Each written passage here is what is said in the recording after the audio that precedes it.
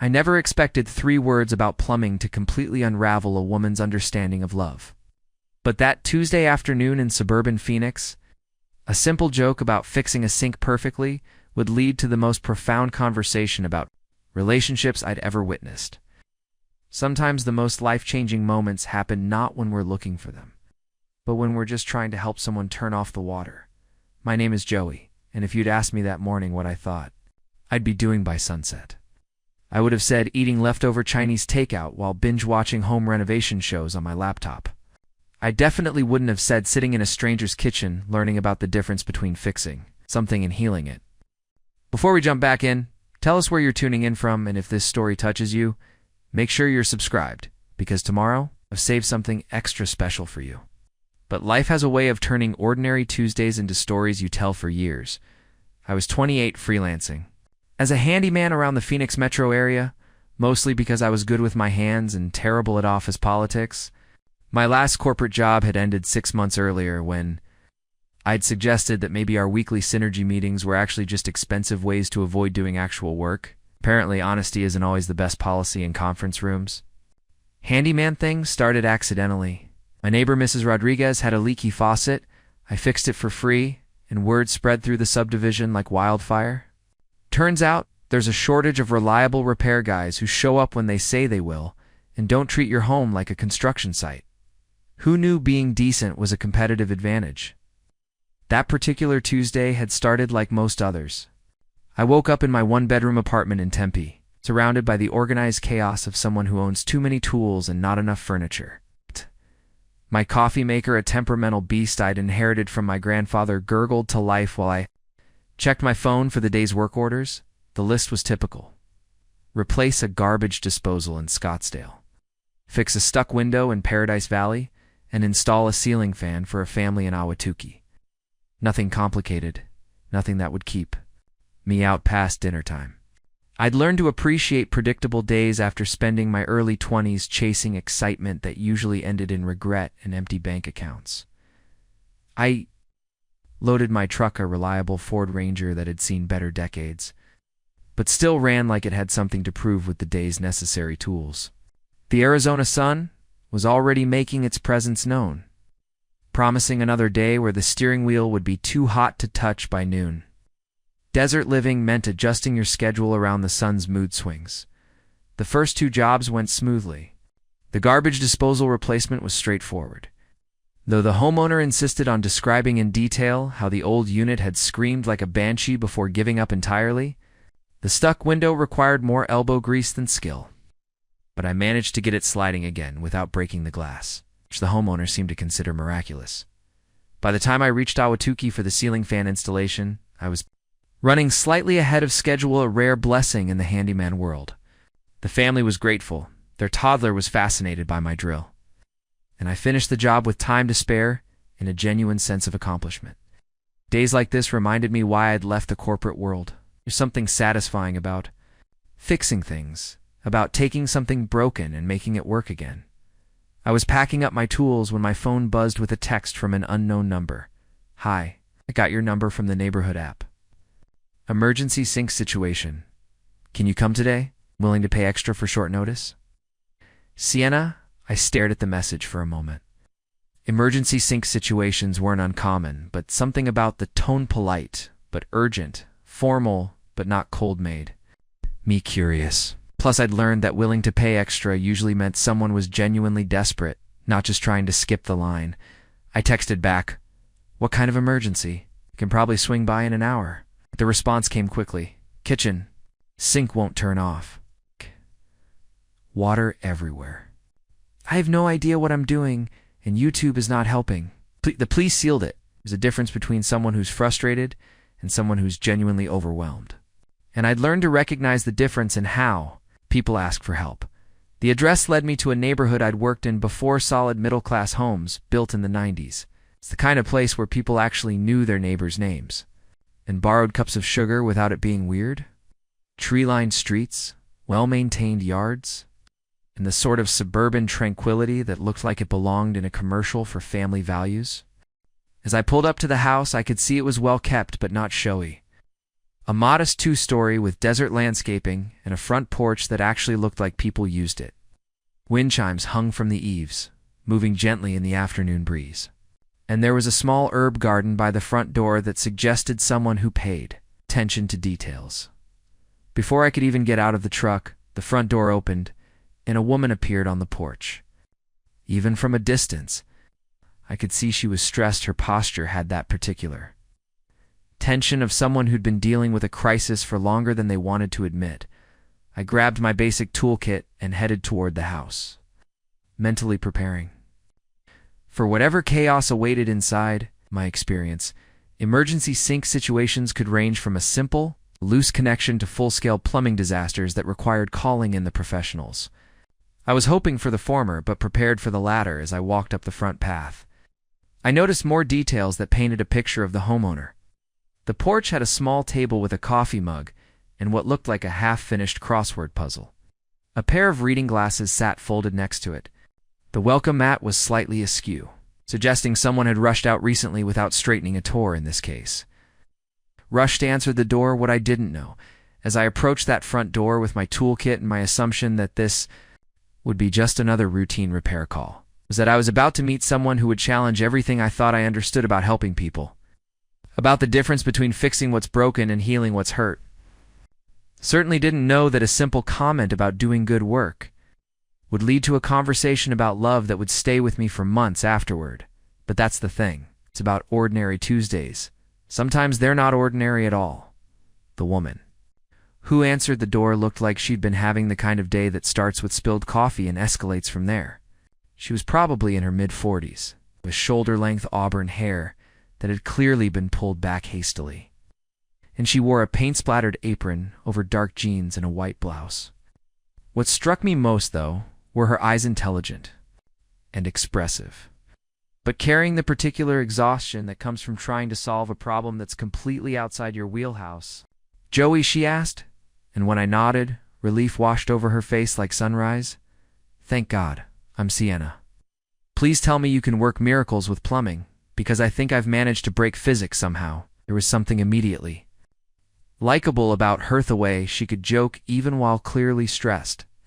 The fact that she'd opened the door with complete trust that I was there to help rather than cause trouble. In my line of work, you meet all kinds of people, and you learn to read them quickly. Sienna struck me as someone who was usually competent and self-sufficient, but had been ambushed by circumstances beyond her control. "Let's take a look," I said, following her into the house. "How long has it been acting up?" "About 2 hours," she said, leading me through a living room that was tastefully decorated but lived in books stacked on tables, a knitting project abandoned on the couch, family photos covering most surfaces. I was trying to replace the faucet myself. I watched 3 YouTube videos and felt confident. Clearly, confidence and competence are not the same thing. The kitchen was a disaster zone, but an organized one. Towels covered the floor, multiple pots and pans were strategically placed to catch drips, and the sink area looked like it had been the site of a very wet battle. The faucet itself was hanging at an odd angle, and I could hear water running somewhere behind the cabinet doors. "Okay," I said, assessing the situation. "The good news is, this is definitely fixable. The bad news is you're going to need a new faucet. This one's not going back together." Sienna ran a hand through her hair, looking defeated. "Of course it isn't. I should have just called a professional from the start instead of thinking I could handle it myself." "Hey," I said, setting down my toolkit and looking at her seriously. "Don't do that. You tried something new, and it didn't work out exactly as planned. That's not failure. That's learning. Besides, if everyone called professionals for everything, I'd be out of business."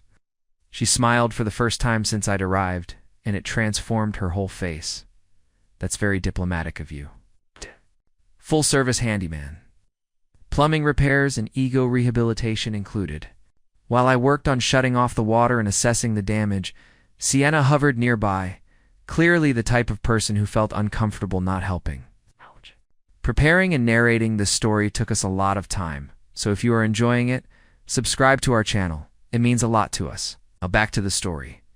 She handed me tools before I asked for them, held flashlights at exactly the right angles, and asked intelligent questions about what I was doing and why. You know, she said as I wrestled with a particularly stubborn connection, I teach high school biology and I understand complex systems, cellular processes, genetic inheritance patterns. But apparently, basic home maintenance is my kryptonite. How different?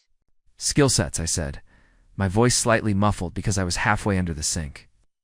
I bet if I tried to explain photosynthesis to a room full of teenagers, I'd end up hiding in the supply closet. Photosynthesis is easy, she said. Light plus.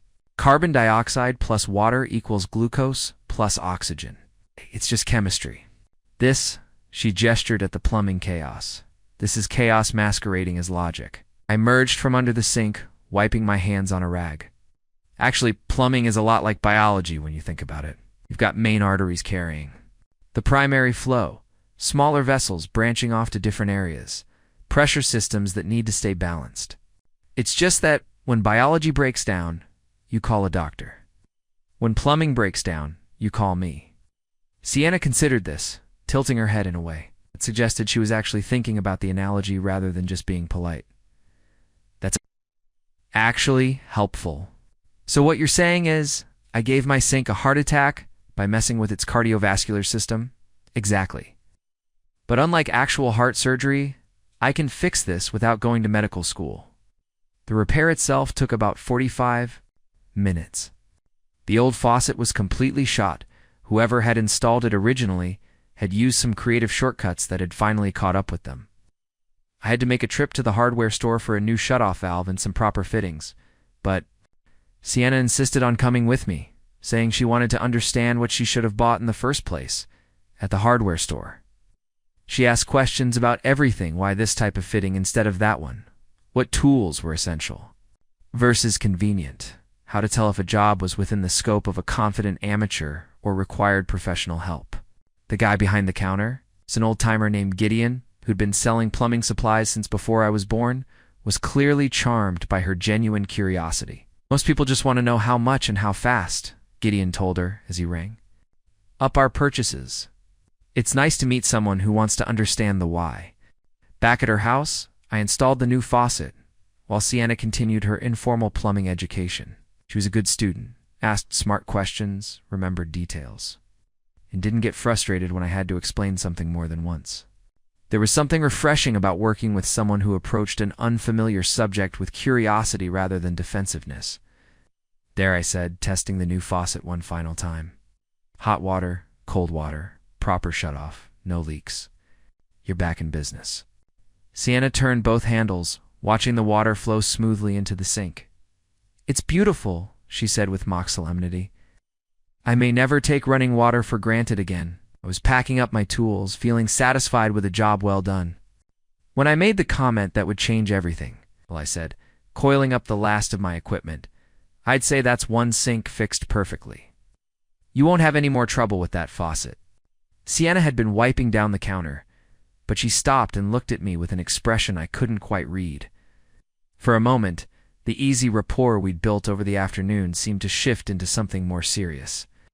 I'm 47, she said quietly, and I don't make jokes about love. I stared at her, confused. I what? I was talking about the faucet. But even as I said it, I could see in her face that somehow, in some way, I didn't understand. My casual comment about perfect repairs had touched on something much deeper than plumbing. The kitchen fell silent except for the gentle drip of water into the sink, a sound that suddenly seemed much more significant than it had moments before. I stood there holding my wrench, trying to process what had just happened. One moment we'd been having a perfectly normal conversation about plumbing. The next, Sienna was talking about love with the kind of intensity usually reserved for life or death situations. The rational part of my brain suggested I should probably pack up my tools, accept payment, and leave before things got any more complicated. But something in her expression stopped me. It wasn't embarrassment or regret at having said something unexpected. It was more like she'd surprised herself by speaking a truth she hadn't planned to share, and now she was waiting to see what would happen next. I'm sorry, I said carefully. Setting down the wrench, I think I missed something. What did I say about love? Sienna leaned against the counter, arms crossed, studying my face like she was trying to determine whether I was genuinely confused or just being polite. After a moment, she seemed to conclude it was the former. "You said you fixed it perfectly," she said. "In this house, that phrase has ... history." I waited, sensing that pushing for explanation would be the wrong move. "In my experience, people tell you what they need to tell you when they're ready, not when you're curious."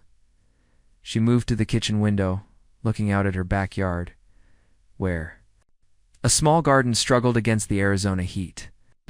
My ex-husband used to say that. Fixed perfectly every time he did something around the house.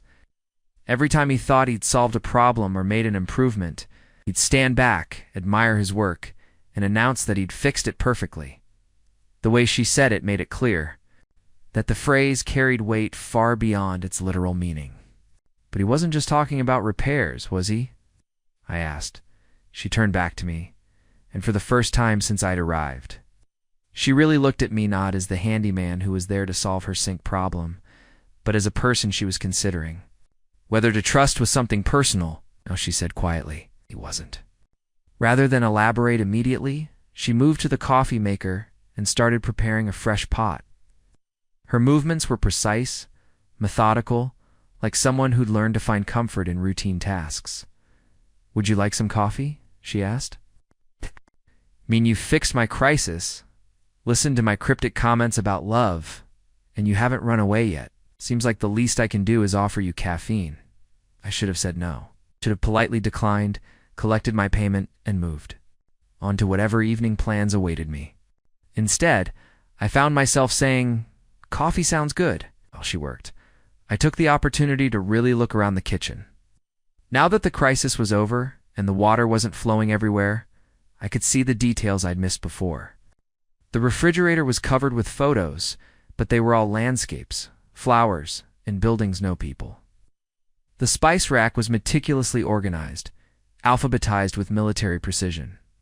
On the windowsill sat 3 small potted herbs, each labeled with both common and scientific names in careful handwriting. "You live alone," I said. It wasn't a question. 2 years now, she confirmed, measuring coffee grounds with the same precision she probably brought to her classroom experiments. Divorce was finalized 18 months ago, but we'd been living separately for longer than that. The coffee maker gurgled to life, filling the silence while she gathered her thoughts. I could see her deciding how much to share, weighing trust against the relief of finally talking to someone about whatever she'd been carrying alone. "David, my ex-husband, was a perfectionist," she began, her back still to me as she arranged mugs on the counter. Not in a healthy, detail-oriented way, in a nothing-is-ever-good-enough way. He would start projects around the house, spend weeks researching the optimal approach, order exactly the right materials, follow instructions to the letter. And when he finished, he would always say the same thing. "There, fixed perfectly." She paused, and I could hear something shift in her voice. The problem was, he applied that same philosophy to everything, including our marriage. The coffee finished brewing, and she poured 2 mugs, adding cream to both, without asking how I liked mine. She handed me a cup and settled into the chair. Across from me at the small kitchen table, at first I thought it was sweet, she continued. He would notice things if I seemed stressed, if something was bothering me, if I was struggling with work or family stuff. And he would approach it like a problem to be solved. He'd research, make plans, implement solutions. There, he'd say after each intervention, "Fixed perfectly." I sipped my coffee, which was actually excellent, and waited for her to continue. "But people aren't plumbing," she said, looking directly at me. "You can't just replace their broken parts and expect them to function like new. You definitely can't announce that you've fixed them." The weight of what she was telling me settled in my chest. I thought about all the times I'd approached relationships like repair jobs, looking for problems to solve rather than people to understand. "How long were you married?" I asked. 15 years. And to be fair, he meant well. He really did love me in his way. But his way involved treating me like a project that needed constant improvement. I was too disorganized, so he created systems for me. I was too emotional, so he found techniques to help me manage my reactions. I didn't exercise enough. So he designed a fitness routine. I spent too much money on books, so he created a budget that allocated exactly $30 per month for recreational reading. She laughed, but there was no humor in it. The final straw came when he decided to fix my teaching style. He sat in on one of my classes without asking, took notes, and then presented me with a 10-page analysis of how I could be more effective. In the classroom, he'd researched pedagogical techniques, consulted education journals, even found online courses I could take to optimize my instructional delivery. "What did you do?" I asked him when the last time was that he'd done something. "Imperfectly, and been okay with it." She met my eyes. He couldn't answer, couldn't even understand the question. The kitchen had grown darker while we talked, the Arizona sunset painting everything in shades of orange and gold. Sienna got up to turn on the overhead light, and in that brief moment of movement, I saw her differently, not as the stressed homeowner who'd needed emergency plumbing help, but as someone who'd spent years having her authentic self treated like a rough draft that needed editing. Ain't. "So when you said you'd fixed my sink perfectly, ... double quotes," she said, settling back into her chair. It triggered something I finished. "I'm sorry, I had no idea. Don't apologize. Not your fault that a perfectly innocent comment about plumbing landed on an old wound." She wrapped her hands around her coffee mug. "Besides, maybe it's time I figured out how to hear those words without flinching." I looked at her sitting there in her kitchen, surrounded by the evidence of a life carefully rebuilt after everything fell apart, and I realized something had shifted. I was no longer just the handyman who'd come to fix her sink. I was someone she'd trusted with a piece of her story, and somehow that made me responsible for treating and tend her with care. "For what it's worth," I said, "I think you're probably exactly disorganized enough. It's exactly emotional enough, and exactly imperfect enough to be interesting." She smiled then, the first completely genuine smile I'd seen from her all day. She said might be the nicest thing anyone said to me in 2 years. Something shifted in the air between us after that. Not romantic tension, at least. Not yet. But the kind of recognition that happens when two people realize they've stumbled into a conversation that matters more than either of them had planned. I found myself settling deeper into my chair, unconsciously signaling that I wasn't in a hurry to leave. Sienna seemed to notice because she relaxed too, her shoulders dropping slightly, as if she'd been bracing for me to make excuses and head for the door. "Can I ask you something?" "Ah," she said, tracing the rim of her coffee mug with one finger. "And you can absolutely tell me it's none of my business. Shoot. What made you become a handyman? I mean, you don't strike me as someone who always dreamed of fixing other people's plumbing disasters." I laughed, partly because she was right, and partly because the answer was more complicated than I usually shared with clients. "You're very perceptive. No, fixing sinks was not my childhood aspiration. So what was architecture, actually? I wanted to design buildings, create spaces that would make people feel something when they walked into them. I had this whole vision of myself as this visionary architect who would revolutionize how people thought about living spaces." Sienna leaned forward slightly, genuinely interested. What happened? Reality happened. Architecture school was expensive. The job market was brutal. It turned out that most of what architects do is compromise their vision to fit someone else's budget and timeline. I spent 2 years working for a firm that designed strip malls and generic office buildings, watching every creative idea I had get systematically diluted until it was just another box with windows. I paused, surprised by how much I was sharing. There was something about Sienna's attention, the way she listened like she was actually interested in the answer rather than just being polite, that made me want to keep talking. The breaking point came when I spent 3 months designing what I thought was a beautiful community center for a small town outside Phoenix. The town council loved it, the community was excited, and I felt like I was finally doing work that mattered. Then the budget got cut by 60%, and I had to redesign the whole thing. What we ended up building looked like a concrete bunker with delusions of grandeur. That must have been devastating. But you know what the weird thing was? 6 months later, I got a call from the project manager. There were problems with the HVAC system, issues with the electrical work, things that weren't quite working the way they were supposed to. He asked if I could come take a look, help troubleshoot some solutions. Sienna was watching me intently now, like she could sense that this part of the story mattered. So I went. And I spent a day crawling around in ceiling spaces and utility rooms, figuring out why the air conditioning wasn't working properly in the south wing, why there was a dead outlet in the main meeting room. Small problems. Practical problems. And when I fixed them, I paused, trying to find the right words. When I fixed them, people were genuinely grateful. Not because I'd created something beautiful or meaningful, but because I'd made their day a little easier. That's when you knew. It's when I realized that maybe there's something to be said for solving immediate, tangible problems. When someone's sink is broken, they don't need a visionary. They need someone who can make the water stop flowing where it shouldn't and start flowing where it should. Sienna nodded slowly. There's something pure about that. No hidden agendas, no long-term complications. Just, there's a problem, you fix it, everyone's happier. Exactly. Though I'm starting to realize that's not always true. What do you mean? Gestured around her kitchen, at the evidence of our afternoon together. Sometimes fixing the immediate problem opens the door to much more complicated questions. She was quiet for a moment, considering this. Like what? Like why a perfectly competent high school biology teacher was so determined to fix her own sink that she was willing to flood her kitchen rather than call for help in the first place.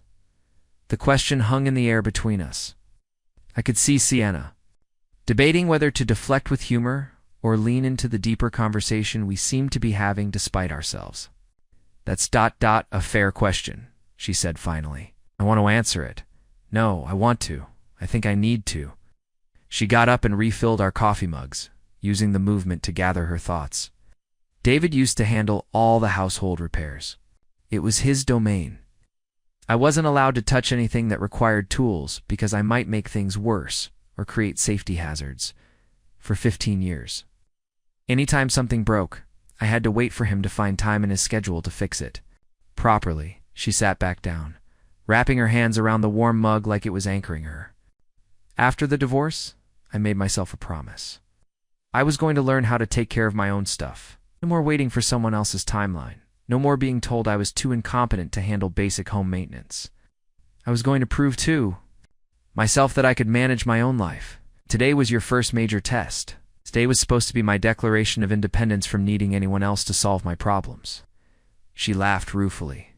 Instead, I flooded my kitchen and had to call a stranger for help anyway. But you tried. That counts for something. Is it? Because from where I'm sitting, it looks like I proved David right.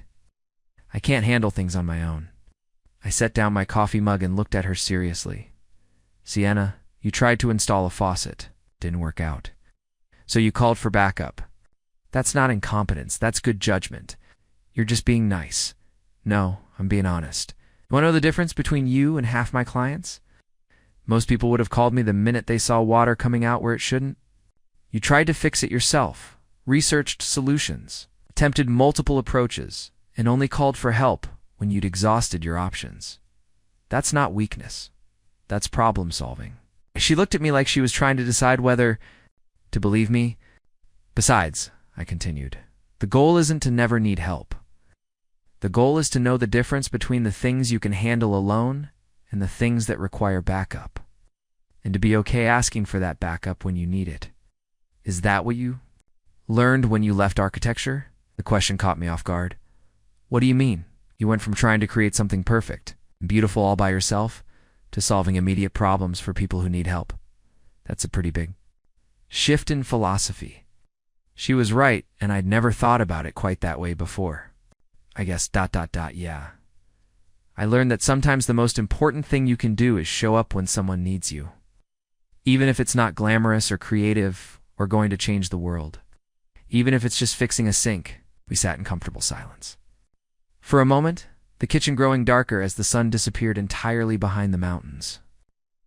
Outside, the neighborhood was settling into evening routines, porch lights coming on, distant sound of children being called in for dinner. Joey, Sienna said quietly, I'm 47 years old, and I've spent the last 2 years learning how to be a person instead of a project.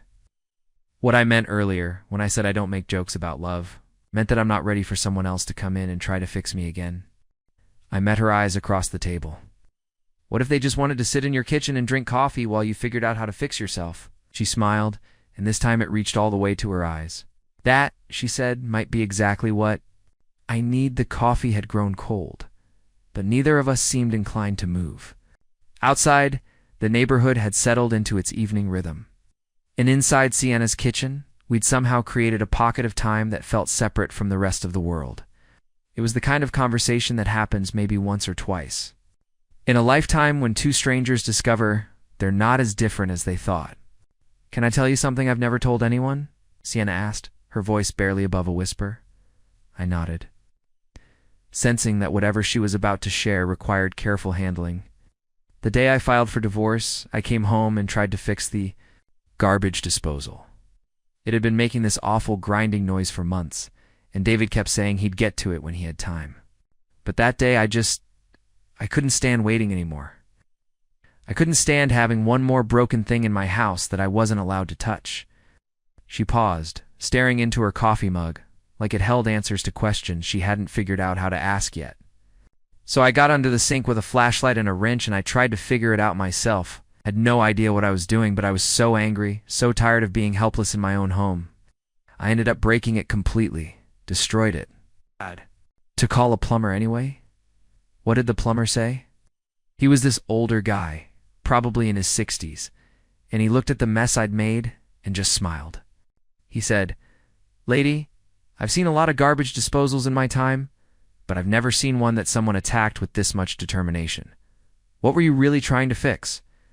I waited, knowing there was more, and I started crying. Right there in my kitchen, crying to this stranger about how I'd spent 15 years being told I was too emotional, disorganized, too impractical to be trusted with anything important. And he listened to the whole thing. While he installed a new disposal, what did he tell you? He said that in his experience, the people who were most afraid of breaking things were usually the ones who'd been broken themselves. And that maybe learning to fix things wasn't really about the things at all. The weight of that observation settled between us. I thought about my own journey from architecture to handyman work, about how much of my satisfaction came not from the technical challenge, but from the moment when someone's immediate crisis was resolved. "He sounds like a wise man," I said. His name was Curtis, and he became my first real lesson in asking for help without apologizing for needing it. He never made me feel stupid for not knowing how to do something, and he never made me feel like I should already know. Sienna got up and moved to the window, looking out at her backyard garden. Even in the gathering darkness, I could see that it was struggling, some plants thriving, others clearly on their last legs, the whole thing having the appearance of someone learning through trial and error. "That garden is my other independence project," she said, noticing my gaze. "I'm learning that I can kill plants with the best of them, but I'm also learning that some things are hardier than they look. What made you want a garden?" "David thought it was a waste of time and water. Said we should just put in artificial turf and be done with it. More practical, more efficient, better for resale value." She turned back to me. I wanted something that was messy and unpredictable and completely impractical.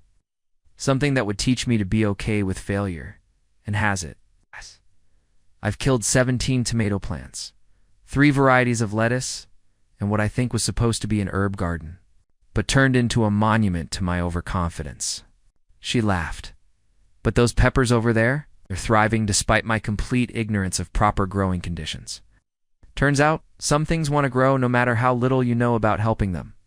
I looked at her standing there in the dim kitchen light, talking about failed tomatoes and resilient peppers, and I realized I was in trouble.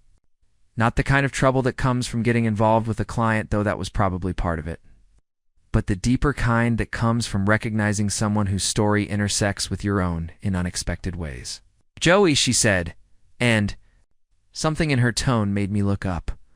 "Why are you still here?" It was a fair question. I'd finished the repair hours ago. I'd been paid. My truck was parked outside, loaded with tools and ready for whatever came next. By all logical measures, I should have been home by now, heating up leftover Chinese food and scrolling through Netflix options. Honestly, I'm not sure. This isn't how these calls usually go. How do they usually go? I show up, assess the problem, fix what's broken, collect payment, move on to the next job. Clean, simple, contained. I gestured around the kitchen. This is not that. Are you uncomfortable? No, that's what's weird. I should be uncomfortable. I should be making excuses to leave. Instead, I keep finding reasons to stay. Sienna moved back to the table but didn't sit down. Instead, she leaned against the back of her chair, studying my face like she was trying to solve a puzzle. If I told you, she said carefully, that I haven't had a real conversation with anyone in 6 months, that most days, the only people I talk to are my students, and that's not exactly the same thing as talking to another adult about anything that matters. I'd say that sounds lonely. It is lonely, but it's also been necessary. I needed time to figure out who I am when I'm not trying to be who someone else needs me to be. The problem is, I think I've gotten so good at being alone that I've forgotten how to let people in without giving them permission to fix me. The honesty in her voice made my chest tight. I thought about my own tendency to approach relationships like home improvement projects, always looking for ways to make things better, rather than just accepting them as they were. What if someone didn't want to fix you? I asked. What if they just wanted to know you? I'm not sure I'd know how to handle that. Maybe that's something we could figure out together. The words were out before I'd fully thought them through, and I immediately worried I'd overstepped. But Sienna didn't pull back or change the subject. Instead, she tilted her head slightly, considering. You realize, she said, that I come with a lot of baggage? 15 years of marriage to someone who thought I was a fixer-upper project. Trust issues. Tendency to overthink everything. And apparently, I'm completely incompetent when it comes to basic home repairs. You realize I'm a 28-year-old, failed architect who lives in a one-bedroom apartment and makes his living crawling under people's sinks. I'm not exactly a catch myself, but you show up when people need you. You try to learn new things even when they're scary. You listen without immediately trying to solve everything. You're brave enough to start over. Across the kitchen, both of us seeming to realize that something significant was happening. Not love at first sight. We were both too cautious for that, but recognition. The recognition that sometimes the most important connections begin not with romance, but with the simple acknowledgement that you don't have to carry everything alone. So, Sienna said finally, what happens now? I don't know, I admitted, but I'd like to find out. She smiled, and for the first time since I'd arrived, it was completely unguarded.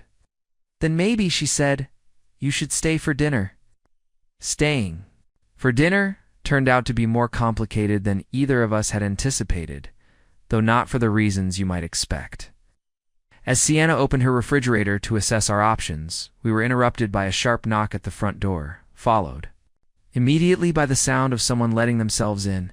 Sienna, your driveway's blocked by some beat-up truck, and I couldn't. Oh. A woman's voice carried through the house, cutting off abruptly as she appeared in the kitchen doorway. The woman was probably in her early 50s.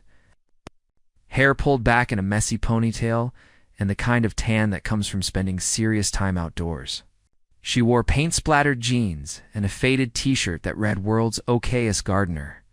And she carried a casserole dish, like a peace offering.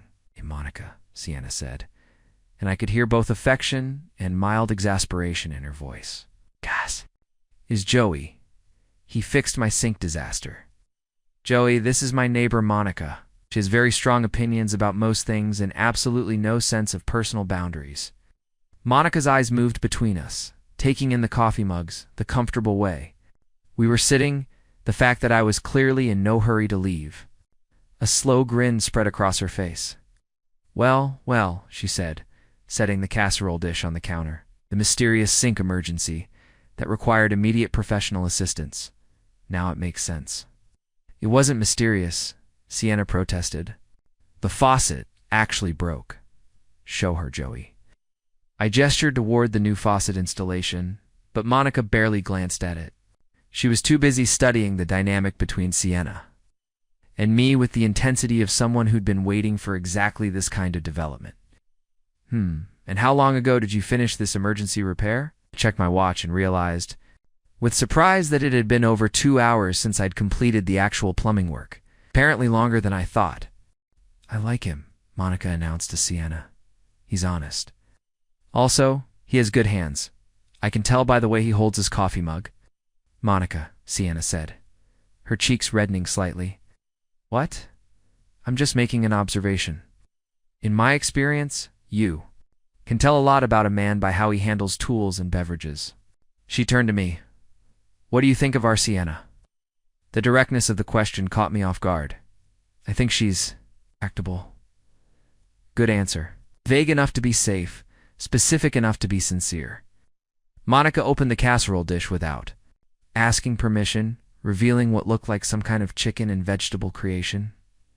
I brought dinner, by the way. Made too much again. Anders working late, and I refused to eat tuna casserole alone for the third night this week. Anders, her husband, Sienna, explained to me. He's a night shift supervisor at the power plant. 23 years next month, Monica said proudly. And before you ask, yes, we're still ridiculously happy, and no, I don't have any wisdom about relationships beyond. Marry someone who makes you laugh and knows how to load a dishwasher properly. She began unpacking items from what I now realized was a well-stocked grocery bag she'd brought with her salad fixings. Bread and what appeared to be a bottle of wine. Monica, Sienna said, You don't have to. I'm not doing anything except eating dinner with my favorite neighbor and her new friend. Unless Joey has somewhere else he needs to be? Both women looked at me expectantly. I glanced at Sienna, trying to read whether she wanted me to stay or was looking for a polite way to end the evening. I don't have anywhere else to be, I said, but I don't want to intrude on intrude. Monica laughed. Honey, Sienna hasn't brought a man home since her divorce. You staying for dinner isn't intrusion, it's progress. Monica. What? It's true. You've been hermiting for 2 years, which was probably healthy for a while, but now it's just becoming a habit. She turned to me. She doesn't date, won't even consider it. Says she's focusing on herself. Just code for, I'm terrified of letting anyone close enough to mess up my carefully reconstructed life. I looked at Sienna, who was caught between embarrassment and what looked like grudging appreciation. For Monica's bluntness, she's not wrong, Sienna admitted. Though she could have found a more subtle way to put it. Subtlety is overrated, Monica said, pulling plates from the cabinet with the familiarity of someone who'd been making herself at home in this kitchen for years. Besides, if we're going to have the "what are your intentions" conversation, we might as well get it out of the way. We are not having that conversation, Sienna said firmly. Fine. Joey and I will have it later. Monica winked at me. I'll give you my number before you leave. Monica bustled around the kitchen, preparing dinner with the efficiency of someone accustomed to feeding people whether they'd asked for it or not. I found myself watching the interaction between the two women. There was clearly deep affection there, but also a dynamic I recognized from my own friendships. Monica was the pusher, the one who wouldn't let Sienna retreat too far into her own head. How long have you two been neighbors? I asked. For years, Monica said. I was the welcoming committee when she and David moved in, brought over cookies, and immediately started offering unsolicited advice about everything from lawn care to marriage counseling. She warned me that David was too controlling before I was ready to hear it, Sienna added quietly. And I was here with wine and ice cream the night she finally decided I was right, Monica said. Sometimes being a good friend means saying that things people don't want to hear, and sometimes it means showing up with comfort food when their world falls apart. The easy intimacy of their friendship made something twist in my chest. Not jealousy, exactly, but a recognition of how much I'd been missing that kind of connection in my own life. I had work acquaintances and drinking buddies, but no one who would show up uninvited with dinner and the confidence that they were welcome. Joey, Monica said, handing me a plate, tell me about yourself. And don't give me the resume version, I want the story version. As we settled around Sienna's kitchen table with Monica's casserole and an easy conversation that felt surprisingly natural, I realized that whatever was developing between Sienna and me had just gained its first witness.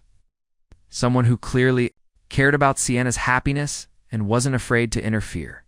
If she thought someone might hurt her, it should have felt like pressure. Instead, it felt like being welcomed into something I hadn't realized I'd been looking for. Monica's interrogation, as it turned out, was both more thorough and more entertaining than I'd expected. She had the questioning technique of someone who'd spent years extracting information from reluctant teenagers, combined with the social confidence of someone who genuinely didn't care if her curiosity made people uncomfortable. "So you're a handyman," she said, passing the salad bowl. "But you used to be an architect. That's either a really practical career change or a really depressing one," Sienna warned. What? "I'm trying to understand his story. The difference between someone who chose a simpler life and someone who's running away from a complicated one." I found myself laughing despite the personal nature of her questions. A little of both, probably. I spent 2 years designing buildings I didn't believe in for people who didn't care about design. Now, I fix immediate problems for people who are genuinely grateful when I solve them. It's less money, but more satisfaction. And less stress, Sienna added, giving me a look that suggested she understood the appeal of stepping away from ambitious chaos. Exactly. Though today has been. I paused, looking around the table at these two women who'd somehow made me feel more at home in a stranger's kitchen than I'd felt anywhere in months. "Today has been unusually complicated," Monica grinned. "Good complicated or bad complicated?" "Good complicated," I said, meeting Sienna's eyes. "Definitely good complicated." We were interrupted by the sound of a car pulling into the driveway, followed by heavy footsteps on the front porch. Monica checked her watch. That'll be Ander. His shift ended early. She called toward the front door. "We're in the kitchen, honey. Come meet Sienna's plumber." "I'm not her plumber," I protested. I don't know what I am, actually." "You're the guy who fixed her sink and then stayed for 3 hours to help her process her relationship trauma," Monica said matter-of-factly. "In my book, that makes you either very patient or very interested." A man appeared in the kitchen doorway. Tall and lean with graying hair and the kind of steady presence that comes from working jobs where attention to detail can mean the difference between keeping the lights on and plunging half the city into darkness. He surveyed the scene his wife, making herself at home in the neighbor's kitchen. A stranger at the table, Sienna looking more relaxed than she had in months. "Ander," Monica said, "this is Joey. He's the reason Sienna's kitchen isn't underwater." "Any more? And you're still here? Because... ... Ander asked, but his tone was curious rather than suspicious. "Because your wife invited herself to dinner and brought enough food for a small army," I said. Ander laughed. "That sounds about right." Monica's never met a social situation she couldn't improve with food and forced conversation. He moved to the sink. I found myself thinking to wash his hands. "Nice work on the faucet, by the way. Clean installation. Thanks." "The old one was held together with hope and creative pipe fitting, aren't they all?" Ander dried his hands and accepted the plate Monica handed him without needing to ask. "So you're the handyman Monica's been telling Sienna she should call for the past 6 months. I don't think I'm the specific handyman she had in mind," I said. "No," Monica said, "but you're probably the right one." As Ander settled into the conversation, I began to understand the dynamic between these neighbors. Monica was the social connector, the one who pushed people out of their comfort zones and orchestrated gatherings. Ander was the steady presence, the one who asked practical questions and made sure everyone felt included without making a big production of it. Together, they created the kind of social foundation that made a neighborhood feel like a community. "How long have you lived here?" I asked Ander. 8 years. Monica wanted to be closer to her sister, and I wanted a shorter commute. Turned out. The best part of the move was the neighbors. He gestured toward Sienna, especially when they need regular rescuing from their own home improvement projects. "That was one time," Sienna protested. "The garbage disposal, the ceiling fan, the garden sprinkler system that turned your backyard into a swamp," Monica counted off on her fingers. Should I continue? The sprinkler thing wasn't my fault. Instructions were in 3 languages, none of which made sense, which is why Ander said gently, "Normal people call professionals before they flood their yards." "I'm learning that," Sienna said. "Today was supposed to be my graduation from calling for help with everything, but apparently I'm still in remedial home maintenance." The conversation continued as the evening deepened, moving from home repair disasters to work stories to the kind of easy neighborhood gossip that made me realize how much I'd been missing by keeping my professional relationships strictly professional. Monica regaled us with stories about the ongoing feud between the couple 3 houses down over lawn mowing schedules. Anders shared updates about the power plant's upcoming maintenance shutdown that would affect the whole neighborhood. Sienna talked about her students' latest attempts to convince her that their chemistry experiments required more explosions. But underneath the surface conversation, could feel something building. The way Sienna's attention kept drifting, too. Me, when she thought no one was looking. The way Monica and Anders exchanged glances that suggested they were having a silent conversation about what they were witnessing. The growing awareness that this evening was becoming something more significant than any of us had planned. Joey Anders said during a lull in the conversation, "What's your usual evening routine because you've been here?" He checked his watch. "For hours now, and you seem remarkably comfortable for someone who was supposed to fix a sink and leave." It was the same question Monica had asked earlier, but coming from Anders, it felt less like interrogation and more like genuine curiosity about whether I was someone who might become a regular presence in their friend's life. Usually, go home, heat up leftovers, watch TV until I fall asleep on the couch, I admitted. This is ... This is different. Different how? Sienna asked quietly. I looked around the table at these 3 people who'd somehow made me feel like I belonged somewhere I'd never been before. Different, like maybe I'd been settling for a smaller life than I realized I wanted. The kitchen felt quiet except for the soft hum of the refrigerator and the distant sound of the neighborhood settling into night. Outside, Porch lights were coming on, windows glowing warm against the darkness. Guess the question is, what are you going to do about that? Before I could answer Monica's question, my phone rang. The sound cut through the warm atmosphere of the kitchen like a blade, and I saw my business number on the display. I almost declined. The call was past 8 on a Tuesday night, well beyond normal business hours, but something made me answer. "Joey's Handyman Services," I said, stepping slightly away from the table. "Thank God you answered." The voice was frantic, female, older. "My name is Grace Patterson. Got your number from your website. Have an emergency, my hot water heater just exploded. There's water everywhere, and I can't find the main shutoff valve. I know it's late, but the website says you do emergency calls, and I don't know who else to call." I looked back at the table where Sienna, Monica, and Anders were politely pretending not to listen, while clearly hanging on every word.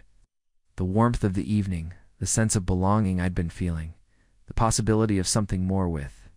Sienna Lovett suddenly felt fragile. "Where are you located?" I asked, already knowing I was going to have to leave.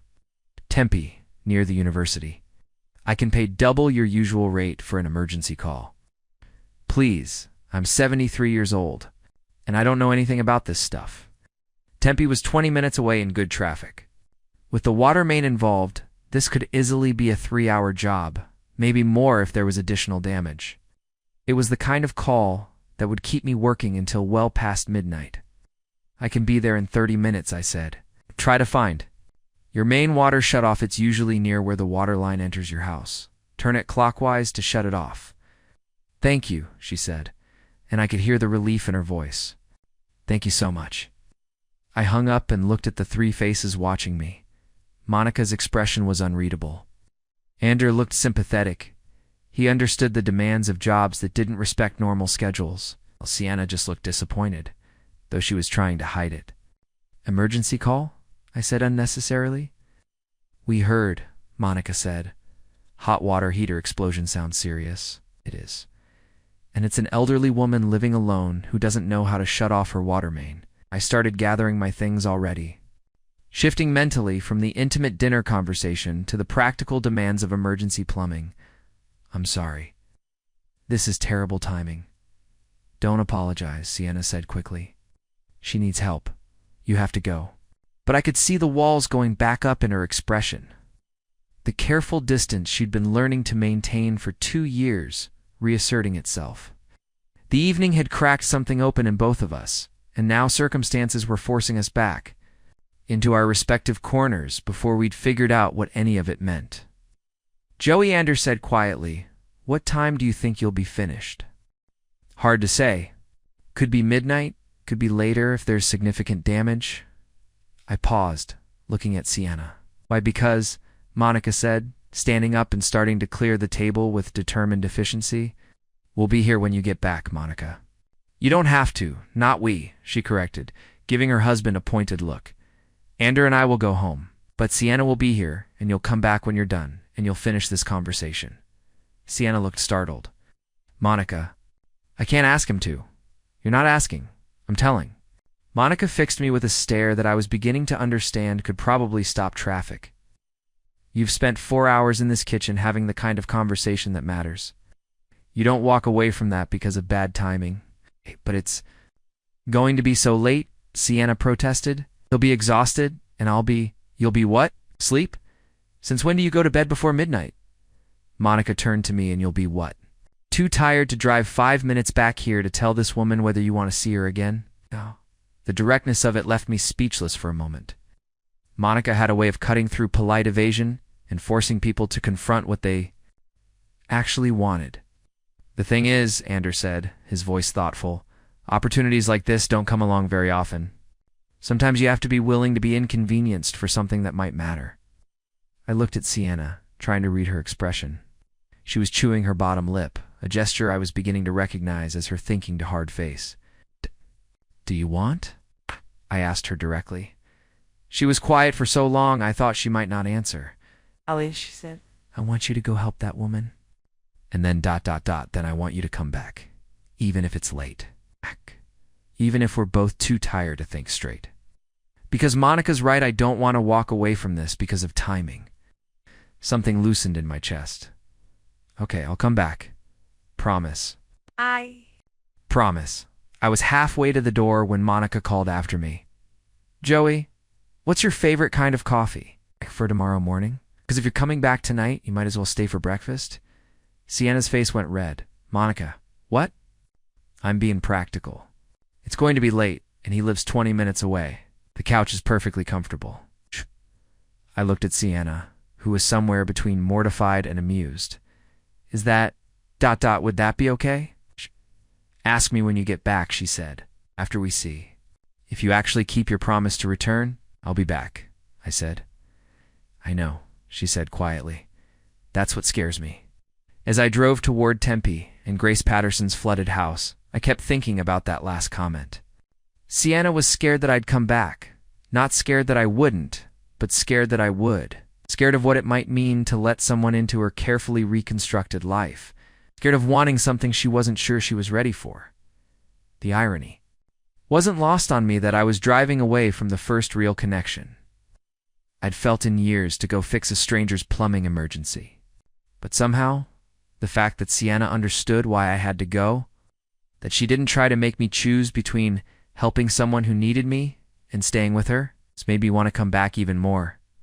Grace Patterson's hot water heater had indeed exploded, turning her utility room into a small lake and threatening her hardwood floors. As I waded through the mess, hunting for shut-off valves and assessing damage, I found myself working faster than usual, driven by the knowledge that Sienna was waiting for me to keep a promise. For the first time in my career as a handyman, I wasn't just fixing someone's immediate problem. I was racing against time to get back to a conversation that might change everything. Grace Patterson turned out to be exactly the kind of person who made my job worthwhile. She met me at the door in a bathrobe and slippers, her white hair still, perfectly styled despite the domestic disaster, and the first thing she said was, I made coffee. I figured if you're going to crawl around in my flooded utility room at 9 o'clock at night, the least I can do is keep you caffeinated. You didn't have to do that, I said, following her through a house that was clearly the home of someone who'd been accumulating memories for 7 decades.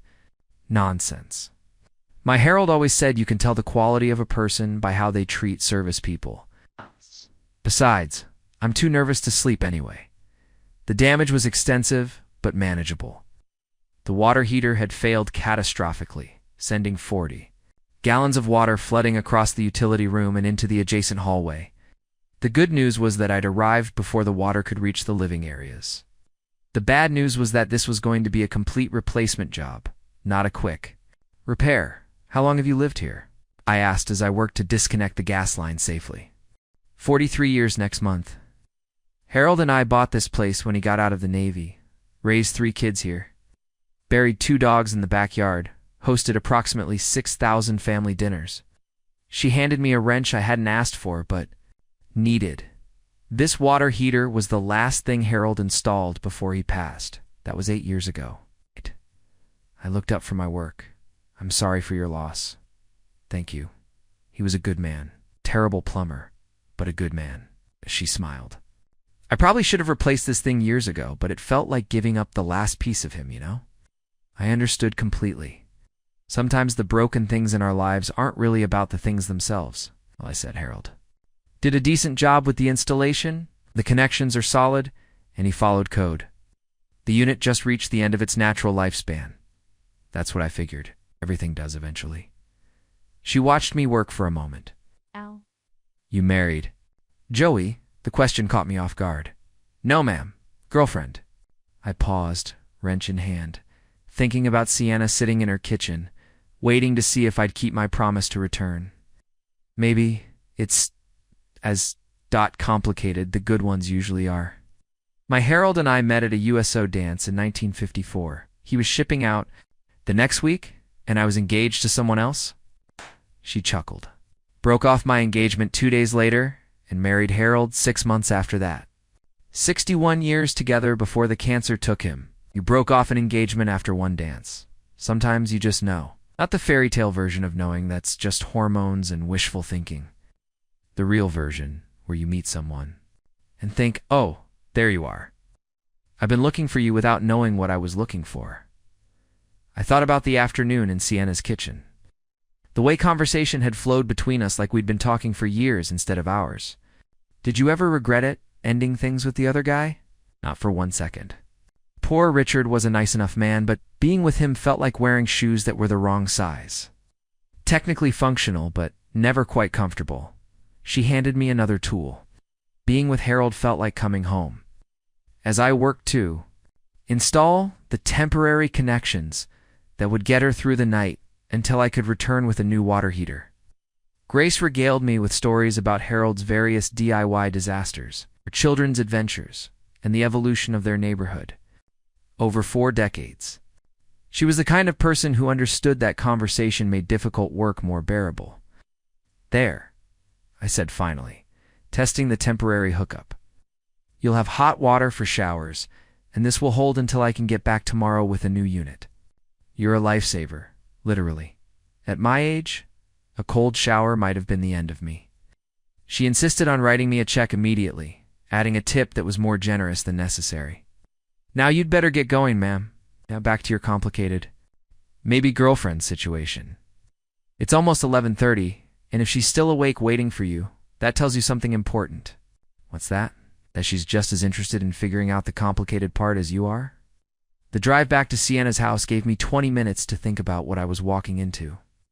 The rational part of my brain pointed out that we'd known each other for less than 8 hours, that getting involved with a client was unprofessional, that I was probably reading too much into what had been a perfectly normal conversation between friendly adults. The rest of my brain reminded me that nothing about this day had been normal, and that Sienna had asked me to come back specifically because she felt it too, this sense that something significant was happening between us. I pulled into her driveway at 11:47 p.m. The porch light was on, and I could see warm light glowing. In the kitchen windows, as I walked up the front path, I noticed that the herb garden by the door smelled like rosemary and possibility. Before I could knock, the door opened. Sienna stood there in the same clothes she'd been wearing earlier. But her hair was down now, and she looked like she'd been alternating between reading and watching the clock. You came back, she said. I promised I would. How's the elderly woman? Grace, she's fine. No permanent damage, and she'll have a new water heater tomorrow. I paused. She told me about her husband. They met at a dance in 1954, and she knew immediately that he was the one. Love at first sight, something like that, though, she said. It wasn't the fairy tale version. It was more like recognition. It's like finding something she'd been looking for without knowing what it was. Sienna stood in the doorway, studying my face in the porch light. That's a nice story. She asked if I was married. When I said no, she asked about girlfriends. I told her it was complicated. What did she say to that? that the good ones usually are? I stepped closer. Sienna, I know this is crazy. We just met, and I'm standing on your porch at midnight talking about love stories from 70 years ago. But I can't shake the feeling that something important happened today. Something important did happen, she said quietly. Question is, what do we do about it? I looked at her standing there in her doorway, brave enough to wait up for a near stranger, vulnerable enough to admit that she felt it too.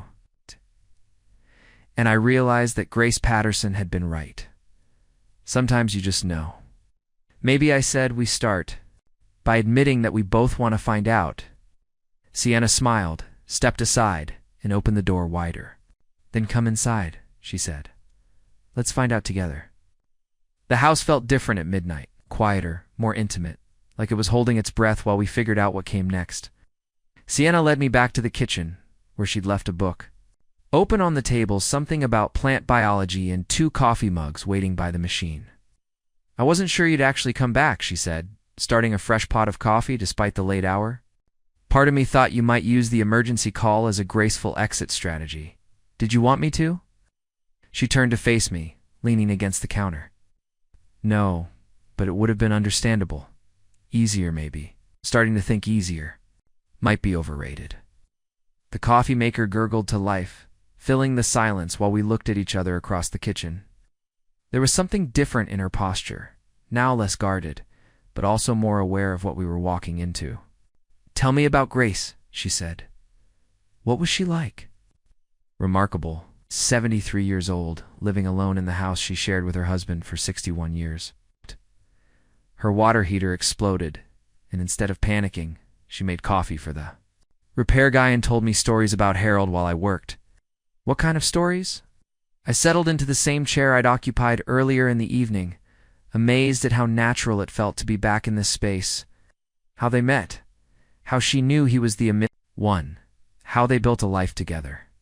She said Harold was a terrible plumber, but a good man, and that sometimes you have to choose between technical competence and someone who feels like home. Sienna poured coffee and sat across from me. Sounds like she chose well. She did. The thing that stayed with me was how she talked about knowing. Not the Hollywood version of love at first sight, the real version. Meeting someone and thinking, oh, there you are. Do you believe in that? The idea that there's someone out there you're supposed to find. I considered the question while studying her face in the soft kitchen light. I didn't this morning. But this afternoon, sitting in this kitchen, talking with you, I paused. I started thinking that maybe I'd been looking for the wrong things. What do you mean? I've always approached relationships like problem solving. Find someone compatible, work through the logistics, build something stable and practical. But today, talking with you, it didn't feel like work. It felt like ... recognition. Was quiet for a long moment, turning her coffee mug in slow circles on the table. I've been thinking about that too, about recognition. Because the weird thing is, when you made that comment about fixing my sink perfectly, my reaction wasn't really about David or our marriage. Not entirely. What was it about? It was about being afraid that you might be someone who could matter, really matter, and wondering if I'm ready for that. The truth is, I've gotten comfortable with my small, controlled life. It's going to work, coming home, working in my garden, reading my books. No surprises, no complications, no risk of anyone else's expectations changing who I'm trying to become. Also no one to share it with. Exactly. Most days that feels like a fair trade. But today, she smiled ruefully. Today you showed up and reminded me that there's a difference between being independent and being isolated. I reached across the table and covered her hand with mine. What if we took this slowly? No pressure, no expectations about where it leads, just see what happens when 2 people who like talking to each other keep talking? You'd want that? Even knowing I come with trust issues and a tendency to overthink everything? Sienna, I've spent the last 6 months fixing other people's problems and going home to an empty apartment. Today I spent 4 hours in your kitchen having the best conversation I've had in years.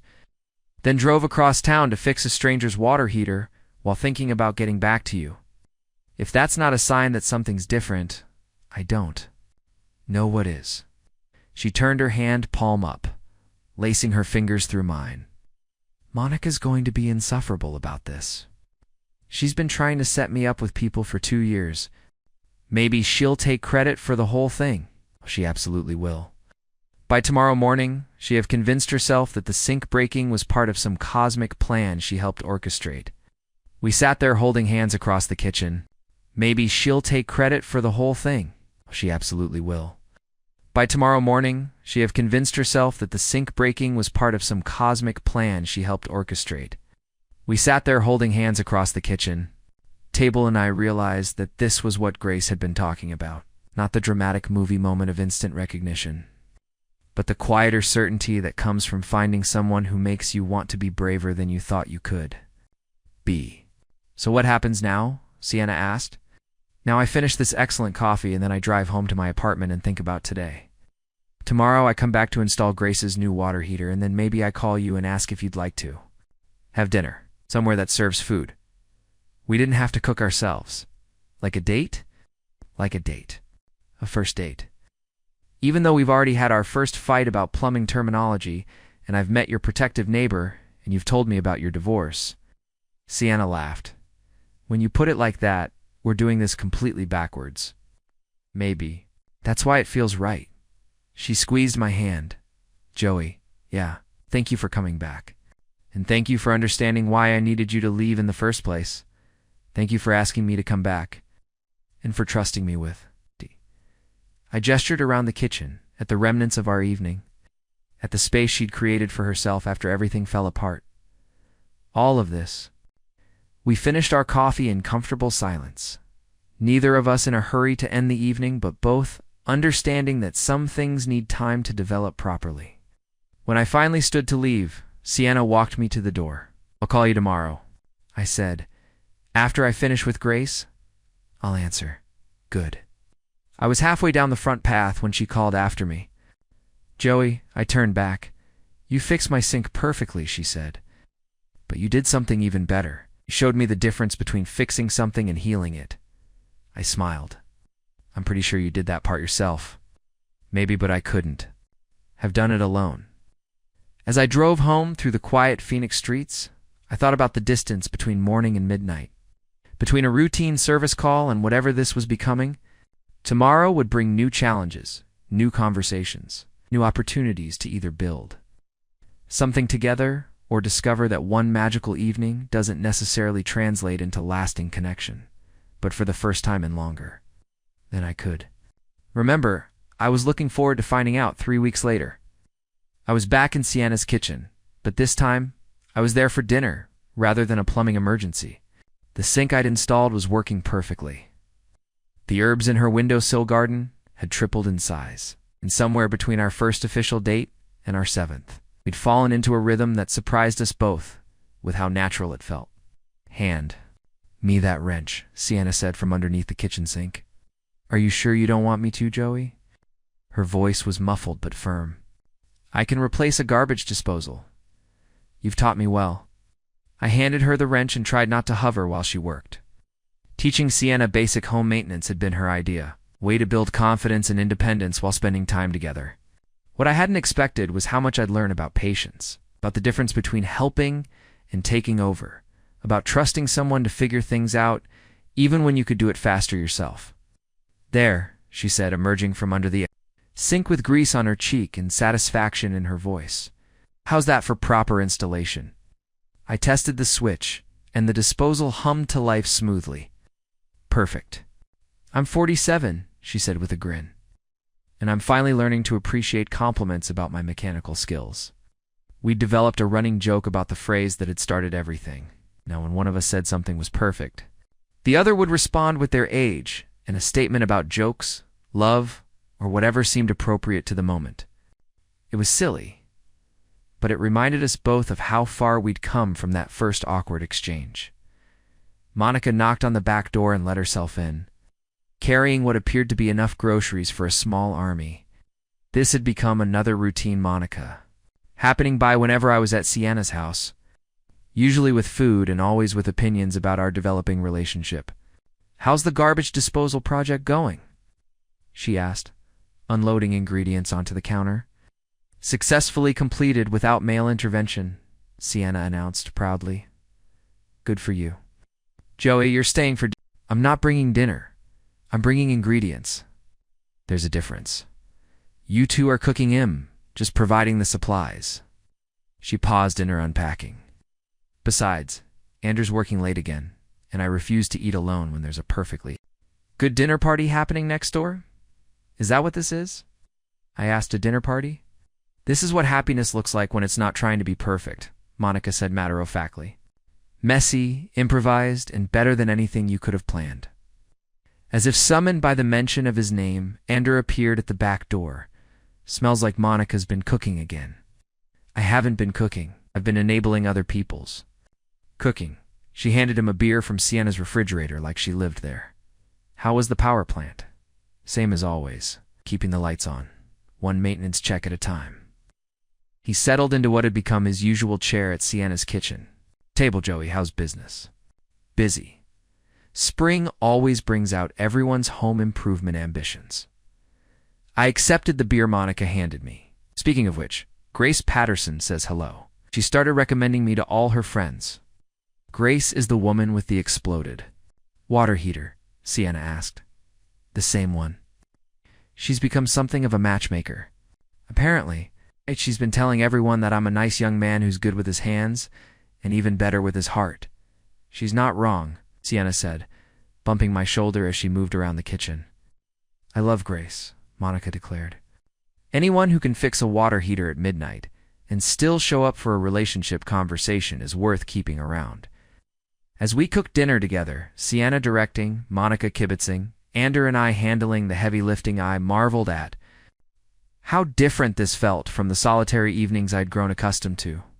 The conversation flowed easily between work stories and neighborhood gossip, between gentle teasing and genuine affection. Do you know what I realized? Sienna said as we sat down to eat. I spent so many years trying to be the person I thought I was supposed to be that I forgot what it felt like to just be myself around other people. And now, I asked, now I remember why people choose to build lives together instead of just living parallel to each other. Monica raised her beer. To building lives together. And to Joey, for showing up when it mattered. To Sienna, I countered, for letting me stay. To all of us, Anders said, for proving that sometimes the best things happen when you're not looking for them. As we clinked bottles around the table, I thought about the distance between that first afternoon in this kitchen, in this moment. We'd all changed in small but significant ways.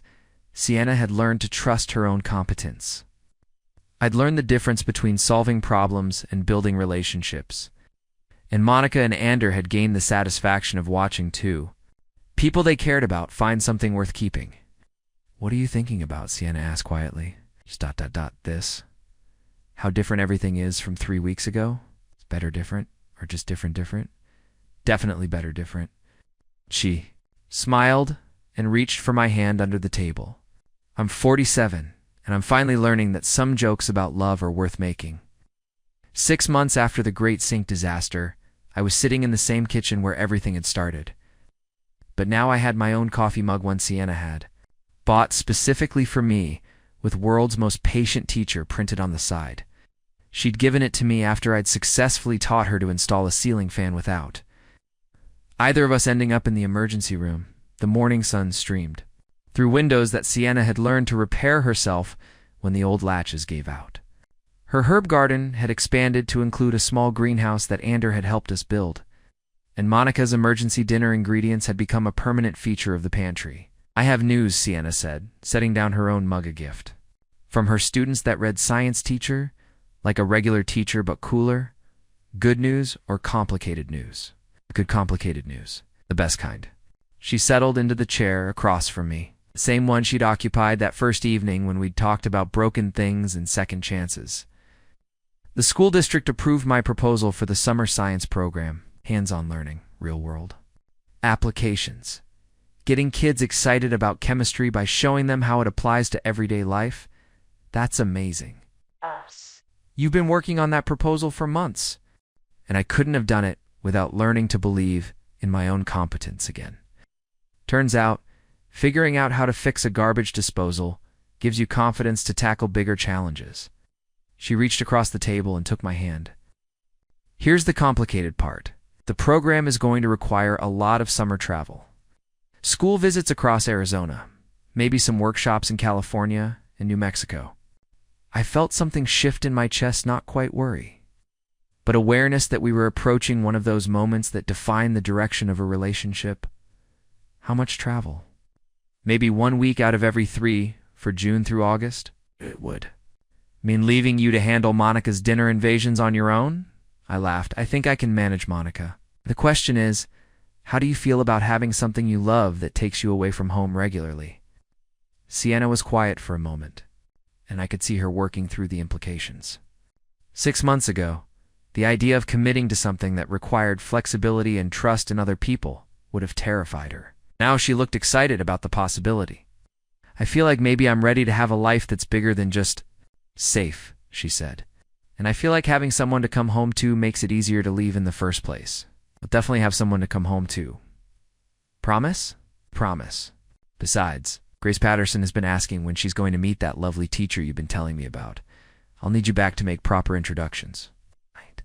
You talked to Grace about me? Grace has very strong opinions about my relationship. Status: she's appointed herself my unofficial relationship counselor. I stood up and moved to the kitchen window, looking out at the neighborhood that had become as familiar as my own. Actually, she had some advice that I've been thinking about. What? Kind of advice? I turned back to Sienna, who was watching me with a kind of attention. She usually reserved for student experiments that might either succeed brilliantly or explode spectacularly. She said that when you find someone who makes you want to be braver than you thought you could be, you don't wait for the perfect moment to tell them how you feel. You just tell them. Sienna's expression shifted to something more serious. What are you saying, Joey? I'm saying that 6 months ago I thought I knew what I wanted out of life. Simple work, simple relationships, no complications. Then I met a woman who turned a routine plumbing call into the best conversation I'd ever had. And everything I thought I wanted started looking like settling for less than I deserved. I moved back to the table but didn't sit down. Instead, I knelt beside her chair, taking both her hands in mine. I'm saying I love you, Sienna. Not the careful, cautious version of love that tries to protect itself from getting hurt. The real version that's willing to be inconvenienced and complicated and completely rearranged by another person. Her eyes filled with tears, but she was smiling. I love you too, even though you fix things perfectly and make terrible jokes about plumbing, even though you overthink everything and have strong opinions about proper wrench technique. Even though I leaned forward and kissed her there in the kitchen, where we'd first discovered that sometimes the most important connections happen when you're just trying to help someone turn off the water. When we broke apart, Sienna rested, her forehead against mine. So what happens now? You go change the world, one science student at a time. I keep fixing things for people who need help. And we figure out how to build something together that's strong enough to handle both our dreams. Think we can manage that? I think, I said, we can manage anything, as long as we're willing to keep talking to each other. Even when I'm traveling for work. Especially then. I've gotten very good at late-night phone conversations. Sienna laughed and pulled me into another kiss. Outside. The neighborhood was waking up to another ordinary Tuesday that might turn extraordinary for someone else. And inside, 2 people who'd found each other through a plumbing disaster were planning a future that neither of them could have imagined. 6 months earlier, sometimes the best love stories start with the simplest question, "Can you help me?" And sometimes, if you're very lucky, the answer changes everything. Up next, you've got 2 more standout stories right on your screen. If this one hit the mark, you won't want to pass these up. Just click and check them out. And don't forget to subscribe and turn on the notification bell so you don't miss any upload from us.